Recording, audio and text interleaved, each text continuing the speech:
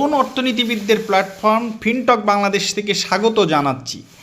এই যে নতুন বছর শুরু হলো আর ঢাকাবাসী বা শহরবাসীর মধ্যে দূর দূর শুরু হয়ে গেল যে আসলে জানুয়ারি আসলেই তাদের 2 থেকে 5 হাজার টাকা বাসা ভাড়া বাড়ায়।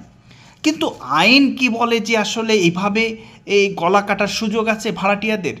কখনোই না। আইন বলছে যে আপনি 3 বছরের আগে বা 2 বছরের আগে বাসা ভাড়াই বাড়াতে পারবেন না, আর 3 বছরের সর্বোচ্চ 15%। কিন্তু কে শোনে কার কথা?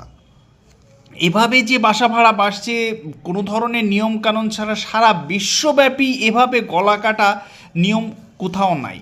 বাংলাদেশের শহরগুলোতে বিভিন্ন হিসাবে দেখা গেছে 70% মানুষই ভাড়াটিয়া থাকে। অর্থাৎ এই যে ঢাকা শহরে যে 3 কোটি মানুষ বাস করে তার মধ্যে 2 কোটি মানুষেরই গলা কাটছে হচ্ছে বাড়ির মালিকরা।